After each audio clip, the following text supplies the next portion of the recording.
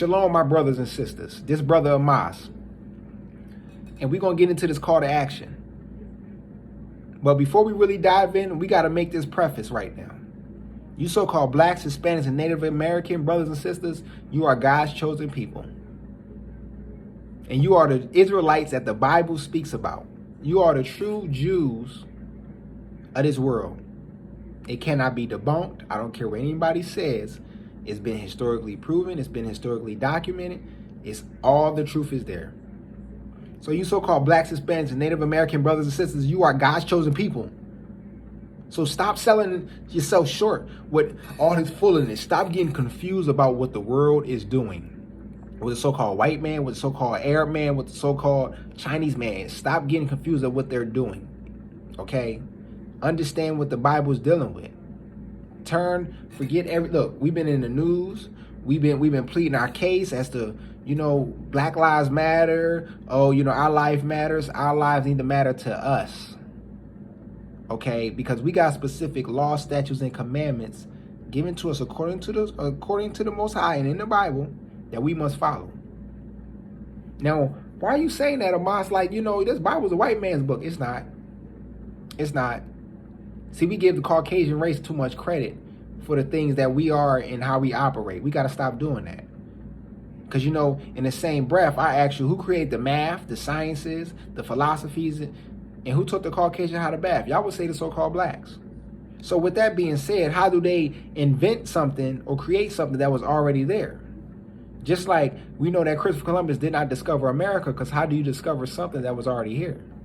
You know what I'm saying? That was already, it had its inhabitants on the land.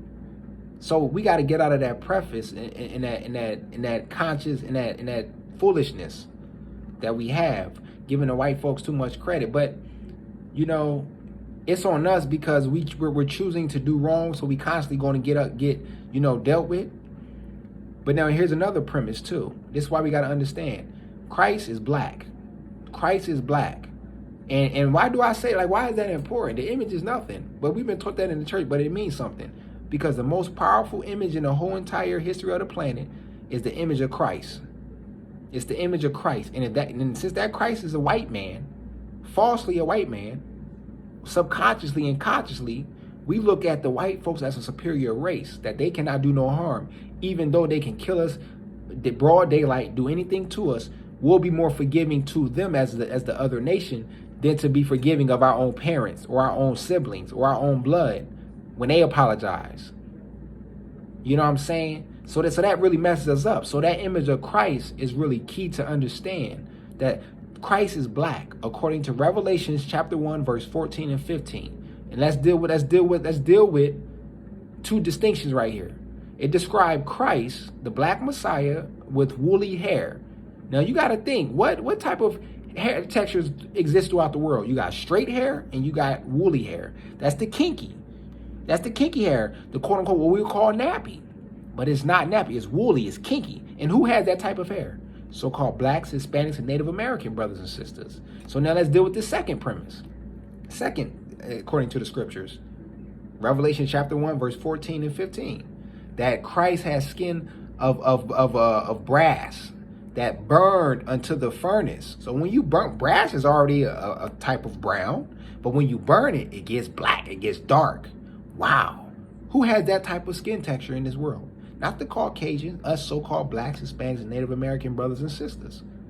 So why is it I cannot find, no Bible will tell me that Christ has straight hair, that has white skin, that has eyes, blonde hair, blue eyes. No image. That white image is Caesar Borgia. It's a false image. So let's get into these things, because I want to hit on these premises here. This is what we got to do. We got to question history teachers, and we got to question pastors. They need to start telling us, history teachers need to start telling us, even though we're not looking to an oppressive situation or oppressive people or oppressive country to teach us what we should already be teaching ourselves and studying and knowing ourselves. Because I'm hard on our millennial generation, because we had the structure from our parents. The structure that our parents gave us and how we're supposed to talk, how we're supposed to carry ourselves is really positive for this. And then we got the information age of technology and advancements. We bring those two things together, we can really deal with our children in a specific way where we will be teaching 2 generations after us. So with that being said, we got to question our history teachers from the aspects of teach me before 1619. Because they'll tell you history started in the continent of Africa. But for some reason, we got a white Christ. And so then when Christ hid, if Christ was white and if he hid amongst the people, wouldn't it be easy to find a white person amongst all black people? See, we just stop and think for a second to be like, okay, something's going on here. So all history teachers, so we need to start understanding and learning about the transatlantic slave trade, the sub-Saharan slave trade. We need to start dealing with what type of royal and what are the specific tribes that were available during that time, in that time period. So those type of things we got to hit on. And even the pastors, we got to start dealing with these pastors telling us, okay, I don't see Methodist, I don't see Catholic, I don't see Baptist, I don't see Pentecostal, I don't see black, I don't see white, I don't see Italian, I don't see German, I don't see Hispanic in the Bible. So who are these people today?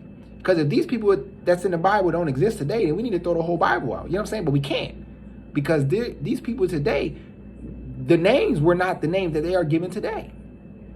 So who are the children of Israel? Ask your pastor. Ask your pastor to show you a biblical image, a biblical description of who Christ is. Ask your pastor to tell you who is Esau, who is Moab, who is the Amaleks. Deal with that. Tell your pastors to teach you the high holy days that we are supposed to celebrate, because we don't see Christmas, we don't see Halloween, we don't see Easter. Tell them to show you where Christ's birthday is, because it's in there. That's what we got to deal with.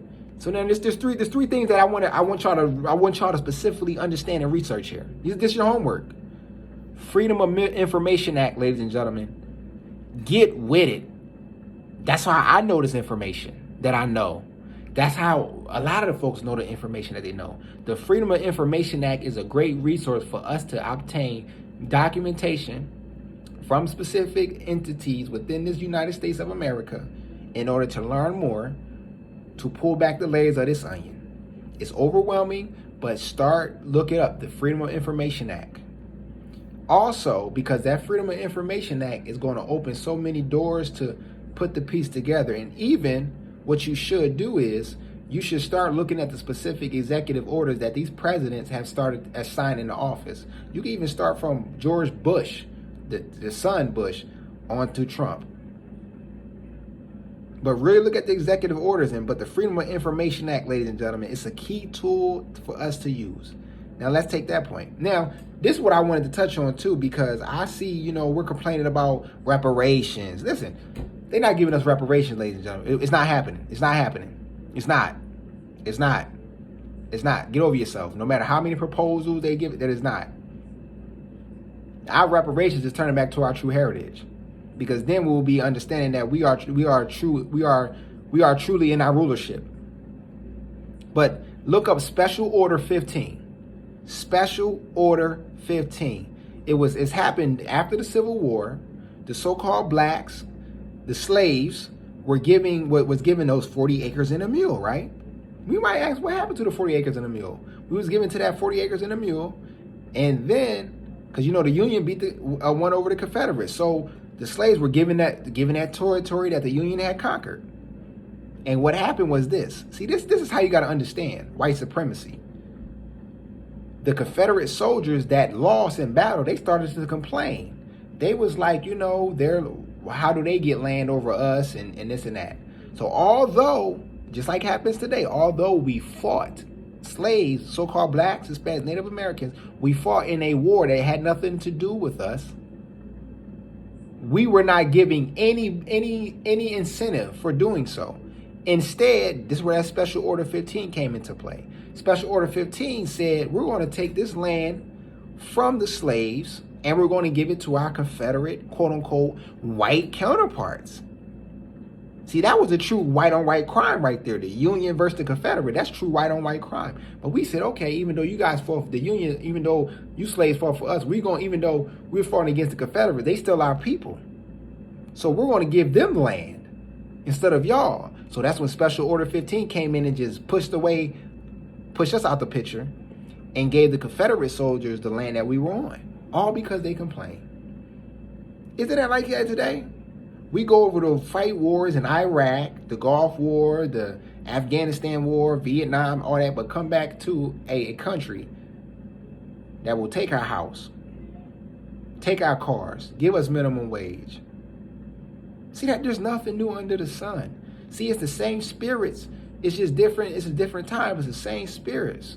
It's a different time. So think about this too. You see that? Even though it was the Union versus Confederacy, the true white on white crime, they still was not going to leave out their nation of people. See, you think about this. You don't never see when a lion gets mad at the other lions and he go chill with the hyenas.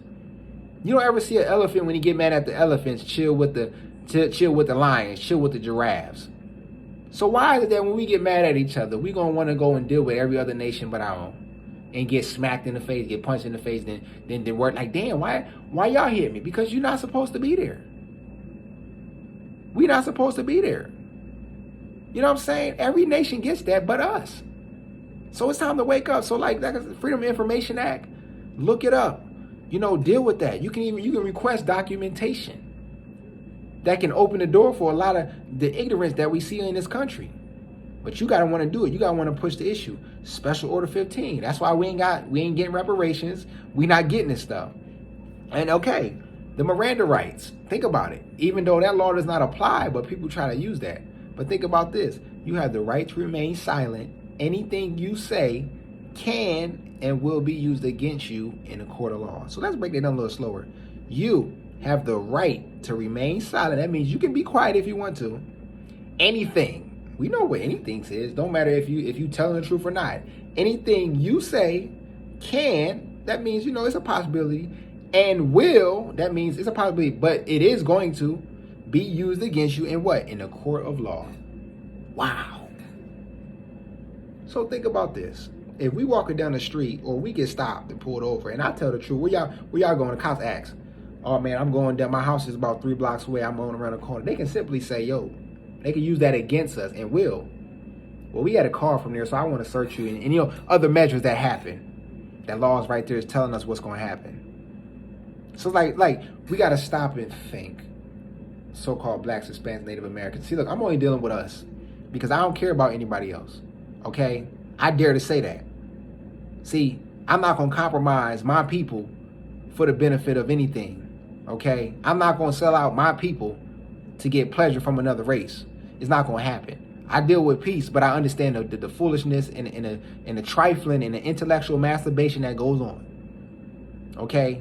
There's no fear in me to speak this truth to y'all, because if I don't speak this stuff to y'all, I'm gonna be punished for having the knowledge but not speaking it. So I dare to say, and I dare anybody to try to debunk anything I'm saying, because we can deal with the research, because I don't deal with feelings. You understand? So let's really deal with this. We got to stop dealing with the foolishness, y'all. The Miranda rights tell us, we have the right to remain silent. Anything we say can and will be used against us in the court of law. So stop thinking you can out yappity yap yap yap. Stop thinking you can outwit. No, it doesn't work that way. So now check this out too.